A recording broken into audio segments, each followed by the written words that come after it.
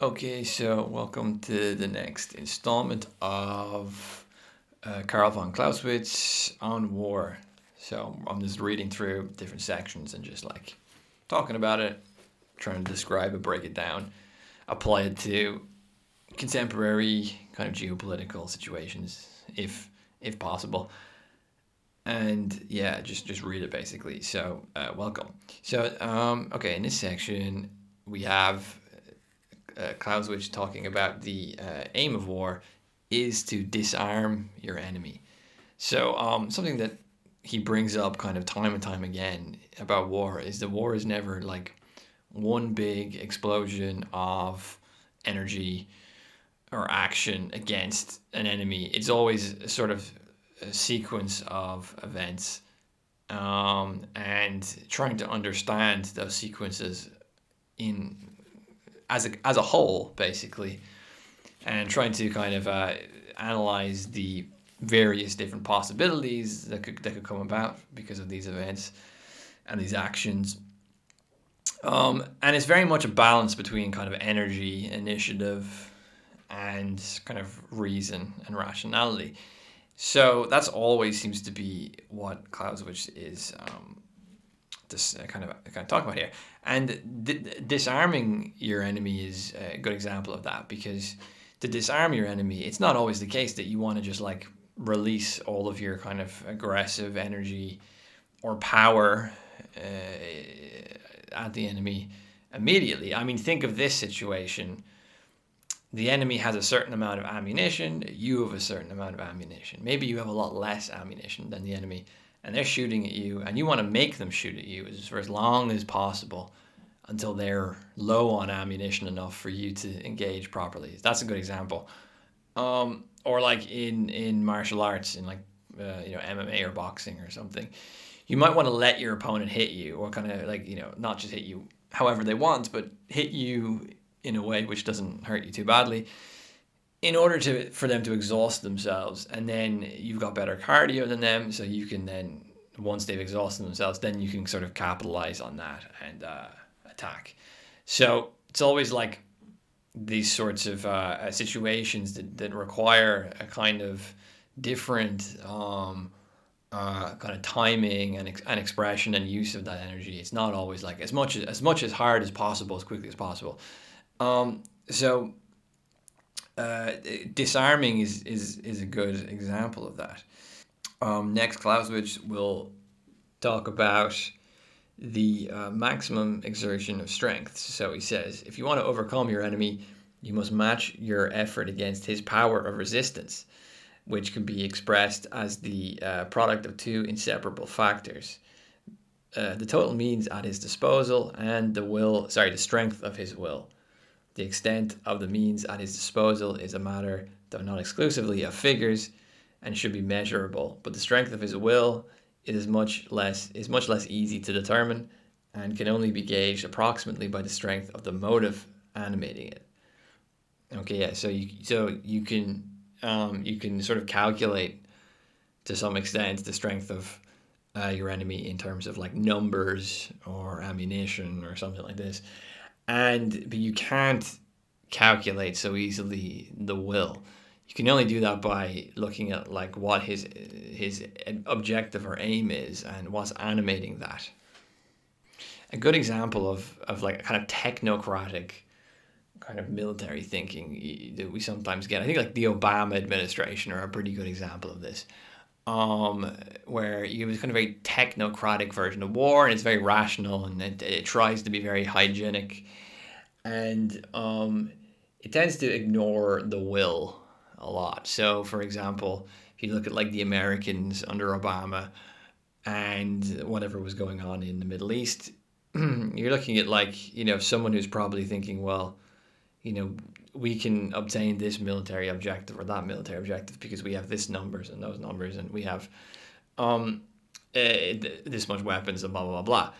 And you're dealing with like enemies who are much less technologically strong as you, but they have a will, like their religion. So they have like a much stronger animating principle. Their religion, the liberation of their occupied homeland, these sorts of animating principles often do win out over numbers and technical capacities. There's lots of different examples you can think of, and I think a lot of technocratic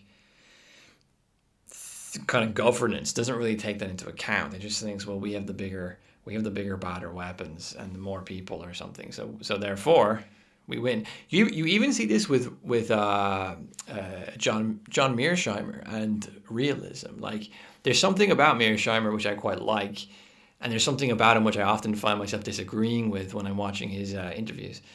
And I think it's that, like, he never really talks about, like, not much in detail about the animating spirit of a people in their fight. Like, he'll discuss things in terms of numbers and size and production capacity and demographics and blah blah blah blah blah. And, like, obviously that's like that's like half, if not more than half of like what you want to look at if you want to predict the outcome of something. But it's only half. There's a whole other half here which is being ignored, and I think that's pretty part and parcel with modern international, the kind of contemporary international relations thinking. And even the smart ones, like, they kind of miss out on that whole will aspect and the animating principle, which is, I suppose, too historical. It's too historical for them. They're kind of end of history thinkers. So Clausewitz will say, if the maximum strength, the maximum exertion you're gonna want to exert will be determined by the resistance of the enemy. Like, if you're fighting an enemy and they resist a lot, you're gonna increase your output, and so on and so forth. And it's sort of a kind of tension and competition between two opposing forces, which will sort of determine and escalate kind of dialectically, we could say, move off of each other until, and like, and this tension will be the thing deciding the outcome, or the decisions rather that lead to the outcome. We could say, it's probably a better way to put it. So next, Clausewitz will talk about the modifications of the practice, basically the decisions being made in real time in the situation.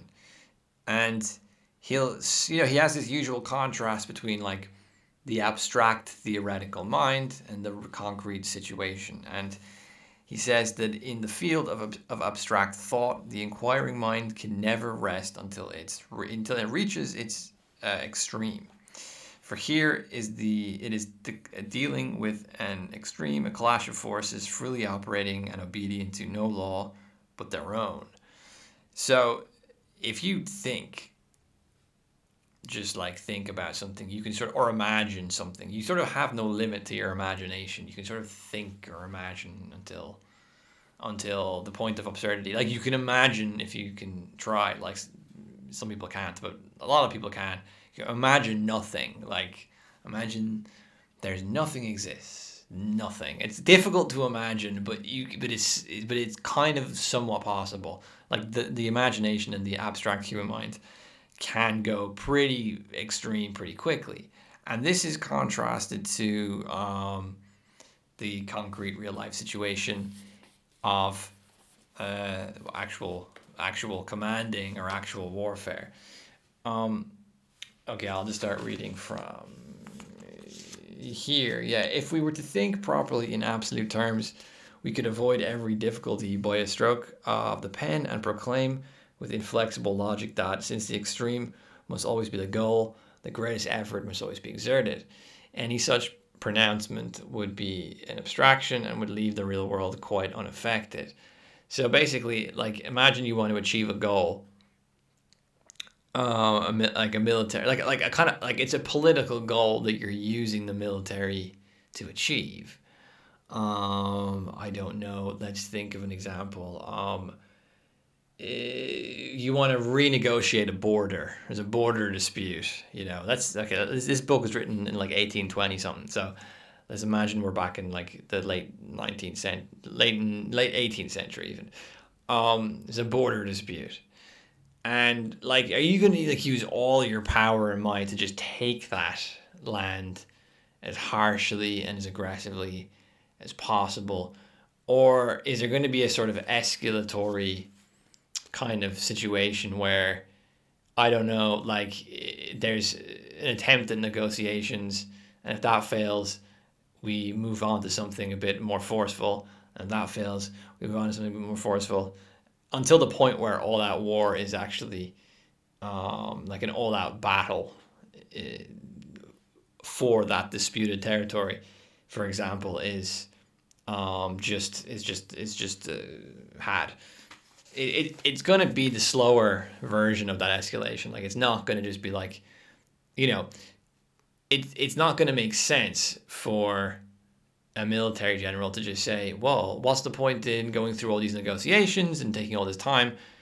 Um, like, it's going to lead to war anyway, so let's just attack. I mean, I suppose it probably is examples of when that does happen, right?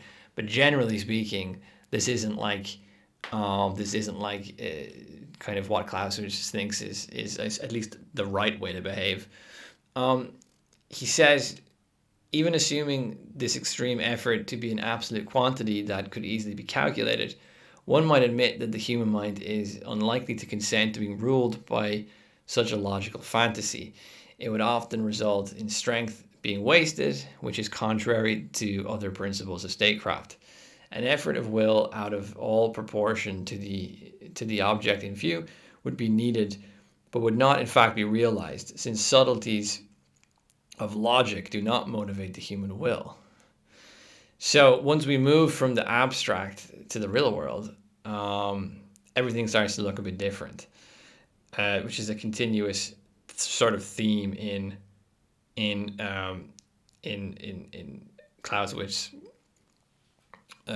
ideas here, that you can sort of abstractly imagine this extreme and this absolute action, but once you actually try to apply it, it will probably not come about in that way. It will have to go through a series of, we could say, more negotiative and escalatory processes before you get to that stage. And I think maybe the reason is because you're dealing with too many contingencies, too many unknowns. You're dealing with the messiness of also the human will. Like, I can rationally abstract that it would be good if I had lots more money, for example. But do I actually have the will to go and do what I have to do to get more money, or is there other things that I want to do instead? Right. So as soon as you try and apply abstract thought to reality, you sort of come into various different obstacles and complications. And in terms of war, that's often, well, the will. It's the will of the opponent. It's the capacity of the opponent. How many do you even know how big their army is? How many weapons they have? Blah blah blah blah. All of these kind of contingencies and variables suddenly just start ruining your sort of abstract reasoning. And I think that's actually a good way to look at the time we're in today, just to finish off this video on that, because we had this nuclear deterrence era, and that was really a time of like rational calculation. I recommend everyone to go watch Adam Curtis documentaries. I can't remember the name of the documentaries. He always has these funny names for them, but there's one series where he deals a lot with the deterrence era and nuclear weapons, and also these really smart, nerdy kind of dudes that came about and were sort of like analyzing the probability of excuse me, the probability of various forms of, like, how probable is nuclear war if we do this or do this. How many weapons do the Russians have? But like this complete abstract sort of analysis of the kind of likelihood and probability of the outcome of nuclear war and so on. And it all becomes very technocratic and very rational very quickly. And in some sense, it's understandable because, if we have the tools to do these calculations, we probably will. I mean, having that knowledge is probably, maybe it's better than not having that knowledge. It probably is better than not having that knowledge, I would assume. But there's there's this assumption here that a kind of purely abstract thinking patterns can sort of understand the processes of war and conflict which is essentially a political, according to Clausewitz, he essentially sees this as a political situation, as a political event. War is a political event. It's part of politics. It's inscribed into politics. It's not this sort of purely technical or this like purely animalistic thing. And I think that's the difference between Clausewitz and kind of, I would say, the kind of international relations and kind of military thinking that came about after World War II with nuclear weapons and the kind of calculation of the kind of overly rational technocratic form of governance which emerged after World War II. It seems to be that views war as something which can be governed and managed through a purely abstract, rational framework. And at the same time, actually, it also views warfare as an animalistic thing. It's like people did war back in the day because they were sort of animals or they were lacking reason. They didn't know better. They were just fighting over resources. There's all these sorts of like kind of like depoliticized, I would say, understandings of war, which have come about in the late 20th century, and it's interesting to read this text as someone who sees war as political, as kind of part of the political, because it's not like, oh look, we're animals who don't know better, fighting over territory or something like this, fighting over mates. And it's not, oh, it's something that can be technologically and technocratically managed. It's something which negates both of those categories.